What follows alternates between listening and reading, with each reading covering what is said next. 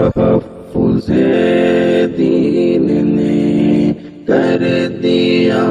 ہے نام رقم، ذہن و دل کا گلستاں ہو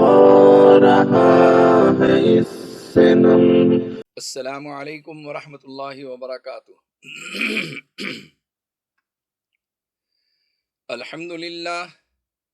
الحمد للہ کفا وسلام علی عبادہ الذین اصطفى، اما بعد فاعوذ باللہ من الشیطان الرجیم، بسم اللہ الرحمن الرحیم۔ وَيُطْعِمُونَ الطَّعَامَ عَلَى حُبِّهِ مِسْكِينًا وَيَتِيمًا وَأَسِيرًا، صدق اللہ مولانا العظیم۔ معزز ناظرین و سامعین، عزیز دوستو، بزرگوں، نوجوانوں، یہ لاک ڈاؤن کے ٹائم پر الحمدللہ مسلم امہ نے، نوجوانوں نے، مخیر حضرات نے، مالدار حضرات نے ایک ایسا جذبہ پیش کیا ہے جو تاریخ میں سنہرے لفظوں سے لکھا جائے گا۔ جن لوگوں نے بھی کھانا کھلانے کی انتظامات کیے، فراخ دلی کے ساتھ شب و روز محنت کرتے رہے، ان تمام نوجوانوں، والنٹیئروں اور خادموں کو ہماری طرف سے سلام پیش ہے، مبارکبادی پیش ہے۔ معزز ناظرین، یہ جو جذبہ ابھر کر آیا ہوا ہے مسلمانوں کے اندر، خیرات، صدقات اور لوگوں کی ہمدردی، حسن سلوک اور کسی کی ضرورت کے لیے دوڑ بھاگ کرنا، یہ اتنا بڑا اجر و ثواب ہے، اتنا بڑا اجر و ثواب ہے کہ آقا مدینہ سرکار دو عالم محمد رسول اللہ صلی اللہ علیہ وسلم نے فرمایا، جو کسی انسان کی ضرورت کے لیے تھوڑی دیر نقل و حرکت کرتا ہے، کسی مسلمان کے لیے یا کسی انسان کے لیے تھوڑی دیر نقل و حرکت کرتا ہے، اس کی ضرورت کو پورا کرنے کے لیے کوشش کرتا ہے، فرمایا میرے آقا صلی اللہ علیہ وسلم نے کہ اسے اللہ جل شانہ 10 سال کے اعتکاف کا ثواب عطا فرماتے ہیں۔ سماج سیوا، خدمت خلق بہت بڑا نیکی کا کام ہے۔ آپ کو حیرت ہوگی کہ قرآن پاک کی اور ایک آیت کے اندر فرمایا، جنتی جنت میں چلے جائیں گے، جہنمی جہنم میں چلے جائیں گے، اور پوچھا جائے گا ما سلککم فی سقر، تم کو کس چیز نے دوزخ میں ڈالا ہے؟ قالوا لم نک من المصلین، وہ کہہ رہے ہیں کہ ہم نماز نہیں پڑھتے تھے، ولم نک نطعم المسکین،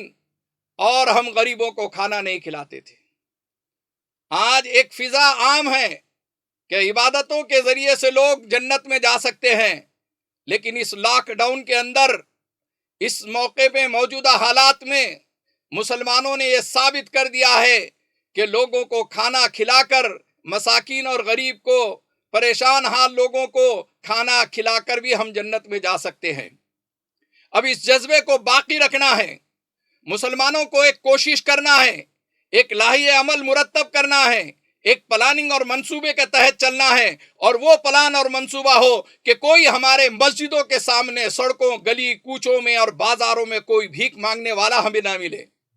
کوئی داڑھی ٹوپی والا بھیک مانگتے ہوئے نظر آتا ہے تو سر شرم سے جھک جاتا ہے، کوئی برقعے میں کوئی خاتون اگر بھیک مانگتی ہے تو سر شرم سے جھک جاتا ہے۔ اس بھکاری پن کو اس امت کے اندر سے دور کرنے کے لیے آپ تھوڑا سا ایک قدم اٹھانے کی ضرورت ہے، تھوڑا ایک پلاننگ کی ضرورت ہے، اور بہت آسان نسخہ ہے۔ میں آپ کے سامنے اپنے تجربات اور بہت سارے جگہوں پر یہ کام کیا ہوا ہے، اس کی مثالیں پیش کرتے ہوئے مختصر انداز میں یہ بتاتا ہوں کہ ہر مسجد کے اندر ایک لنگر خانہ ہونا چاہیے۔ آپ نے دیکھا کہ ہمارے سکھ بھائی جو ہے وہ گرودواروں کے اندر لنگر خانہ چلاتے ہیں۔ کیا مسلمان جن کو قرآن میں ترغیب دی گئی ہے، جن کو اتنا بڑا اجر و ثواب کی بشارت نبی کریم صلی اللہ علیہ وسلم کی زبان مبارک سے ملی ہوئی ہے، کیا وہ یہ عمل نہیں کر سکتے ہیں؟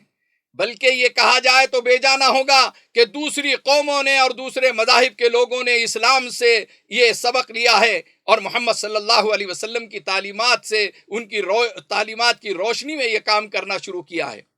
آئیے ہم عہد کریں کہ ہماری ہر مسجد کے اندر جو کمیٹی ہے وہ کمیٹی کی ذمہ داری ہے، جہاں مسجد کی خدمت ہے اسی طریقے سے سروے کرائے، کچھ افراد کو اپنے ساتھ میں لے لے۔ بہت سارے نوجوان اس وقت جذبہ رکھتے ہیں، وہ جذبہ ان کا تمہارے سامنے ہے۔ کمیٹی کے افراد کا کام ہے کہ اپنے محلے کے اندر ان نوجوانوں کی قدر کریں، ان مالداروں کی قدر کریں جنہوں نے لاکھوں روپیہ خرچ کیا ہے۔ مالداروں اور کچھ خدمت کرنے والوں کو ملا کر ایک سب کمیٹی بنائیں، آپ سروے کریں کہ ہمارے مسجد کے اطراف و اکناف میں ہمارے محلے کے اندر کون غریب ہے، یتیم ہے، کون مستحق ہے۔ ان کا سروے کرنے کے بعد ہماری مسجدوں میں ظہر کی نماز کے بعد اور مغرب کی نماز کے بعد ایک لنگر جاری ہو جائے۔ کچھ مساجد میں یہ گھروں سے روٹیاں آ جائے گی، سالن آ جائیں گے، اور کچھ ضرورت پڑی تو پکا لیا جائے گا۔ اس طریقے سے جو ہے کھانا وہاں سے تقسیم کیا جائے گا، ایک لنگر کھانا چلے گا۔ اور اگر یہ نہیں کر سکتے ہیں آپ تو دوسرا نسخہ آسان یہ ہے فارمولا کہ آپ مٹھی مٹھی آٹا گھروں سے جمع کریں، اور ہماری خواتین کو، ہماری ماں اور بہنوں کے اندر بھی وہ جذبہ ہے کہ وہ روٹیاں پکا کر دے سکتی ہے، یا سوکھا ایک مٹھی آٹا ڈال سکتی ہے، یا ایک مٹھی یعنی چاول ڈال سکتی ہے۔ ایسے ڈبے رکھیں، ہفتے بھر میں ہم یہ ہماری ماں اور بہنوں کو ترغیب دیں۔ آپ دیکھیں گے کہ آپ کے گھر میں 2 کلو آٹا پکایا جاتا، اس میں سے ایک مٹھی ڈال دیے تو آپ کو کم بھی نہیں ہوگا، اللہ تعالیٰ اس کے اندر خیر و برکت دیں گے، ان کا ایمان بھی بنے گا ہماری ماں اور بہنوں کا۔ ایک مٹھی چاول اگر کسی ڈبے میں ڈال کر رکھ دیتے ہیں، جمع کر رہے ہیں، تو ہمارے چاول میں کوئی کمی نہیں ہونے والی ہے، اللہ تعالیٰ اس میں برکت دینے والے ہیں۔ مٹھی مٹھی آٹا، مٹھی فنڈ کے نام سے آٹا وصول کیا جائے، چاول وصول کیا جائے،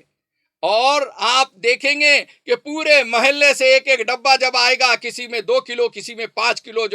الحمدللہ آپ آٹا نکالیں گے، چاول نکالیں گے، کنٹلوں آٹا آپ کے پاس مساجد کے اندر گودام میں پڑا ہوا ہوگا۔ ہم نے یہ تجربہ کئی جگہ پر کیا ہے، مدارس میں کیا ہے، مٹھی فنڈ آٹے کے ذریعے سے، اسی طریقے سے کچھ مساجد کے ذریعے سے چھوٹے چھوٹے دیہاتوں میں یہ ترکیب کو چلائے ہیں۔ اور آپ دیکھتے ہیں کہ ہمارے شہر اورنگ آباد کے اندر الحمدللہ اللہ تعالیٰ نے اس موقع پر ان حالات کے اندر لوگوں کے دلوں کے اندر وہ جذبہ پیدا کیا ہے کہ شب و روز وہ محنت کرتے ہوئے سلم ایریوں میں، غریب ایریوں میں لے جا کر کھانا تقسیم کر رہے ہیں، پیکٹ تقسیم کر رہے ہیں اور کٹس تقسیم کر رہے ہیں۔ ایک اندازے کے مطابق اس 2 مہینے کے لاک ڈاؤن میں تقریباً 20 کروڑ سے زیادہ مسلمانوں نے صدقہ و خیرات کیا ہے، کھانا کھلایا ہے۔ میرے عزیز دوستوں اور بزرگوں،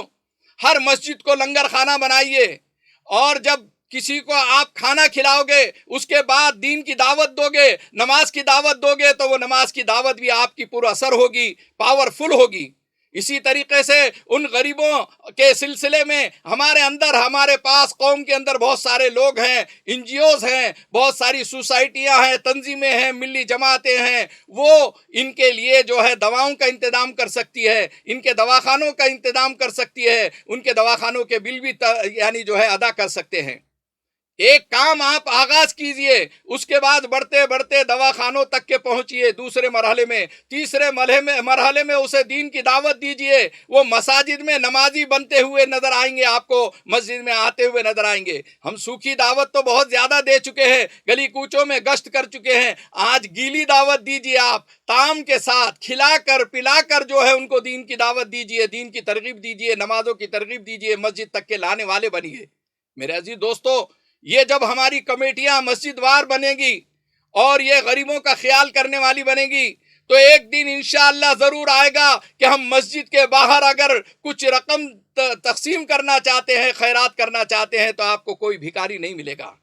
میں نے کچھ ملکوں کے اندر دیکھا، میں نے کچھ علاقوں کے اندر دیکھا کہ ہم نے صدقہ کرنے کے واسطے باہر مسجد سے نکلے ہیں، تو وہاں پر ہمیں کوئی فقیر نظر نہیں آیا۔ خاص طور پہ میں نے ملیشیا میں دیکھا، میں نے پونچھ کے اندر دیکھا، کشمیر کے علاقے سے ایک جامع مسجد سے نکلنے کے بعد انہوں نے کہا کہ ہمارے پاس یہ ترتیب ہے کہ مسجد کے باہر ہم کسی کو فقیر کو بیٹھنے نہیں دیتے ہیں، کسی کو یعنی جو ہے یہاں پر بھیک مانگنے نہیں دیتے ہیں، اس کا نام لکھ لیتے ہیں، اس کے گھر تک کے اس اناج وغیرہ کو، اس کی ضرورت کو پورا کرنے کے لیے ہم آدمی بھیج دیا کرتے ہیں۔ میرے عزیز دوستو، چھوٹا کام ہم شروع کریں۔ حدیث پاک کے اندر آتا ہے کہ خیر العمل ما دیم علیہ وان قل، بہترین کام وہ ہے جس کی ہمیشگی کی جائے۔ ہم خالی یہ مسجد سے ارادہ کریں کہ ہمارے مسجد سے 20 30 40 50 لوگوں کے کھانے کا نظم ہوگا، ایک لنگر خانہ جاری ہو جائے گا۔ آپ دیکھیں گے کچھ دنوں میں وہ 500 تک کے پہنچ جائیں گا۔ آپ دیکھتے ہیں کہ ہمارے شہر اورنگ آباد کے اندر مسجد جمیل بیگ کے اندر کھانے کا نظم بہترین انداز میں چل رہا ہے۔ کسی زمانے میں عبدالحلیم حشر مرحوم رحمۃ اللہ علیہ، اللہ تعالیٰ ان کی مغفرت فرمائے، ان سے ہم نے تذکرہ کیا اور جمعہ میں ہم نے اپیل کی، تو آپ کو حیرت ہوگی کہ 1 مہینے تک کے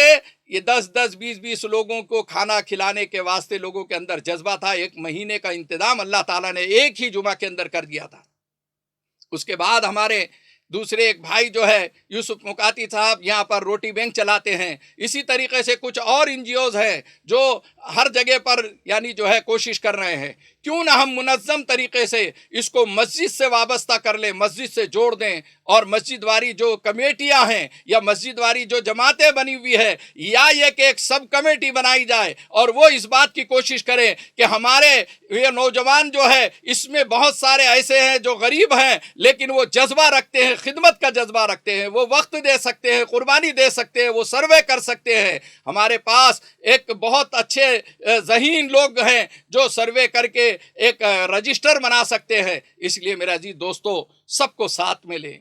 سب کا مشورہ ساتھ میں لے کر کے ایک اپنے مسجد سے، ہر مسجد میں ایک لنگر خانے کی آواز لگائیں۔ اگر آپ کو یہ ہماری ویڈیو پسند آ رہی ہے، یہ بات دل کو چھو رہی ہے، تو خدائے پاک کو حاضر و ناظر رکھ کر میں آپ سے درخواست کرنا چاہتا ہوں کہ اللہ کے واسطے اس کام کو آپ چلائیں۔ یہ نہ دیکھیں کہ محفوظ الرحمان نے یہ آواز چلائی ہے۔ میں نے کئی علماء اکرام، اکابرین اور بزرگان دین سے کئی سالوں سے 2-3 سال سے ہم یہ کوشش کر رہے تھے۔ الحمدللہ ہم نے بیت الامداد کے ذریعے سے چھوٹا موٹا کام یہ غریب غربا میں تقسیم کرنے کا کیا، بہت سارے NGOs نے بڑا بڑا کام کیا۔ ہمارے شہر کے اندر 20 کروڑ سے زیادہ جو ہے صدقہ و خیرات کیا گیا، لوگوں تک کے مدد پہنچائی گئی۔ کیوں نہ ہم ان کو منظم کر کے اچھے انداز سے، ہمارے پاس میں جانتا ہوں کہ جماعت اسلامی نے بہت بہترین ورک کیا، جمیعت العلماء نے بہترین ورک کیا، جماعت اہل حدیث نے کیا، اہل سنت والجماعت نے کیا، یہ کئی NGOs نے کیا، انفرادی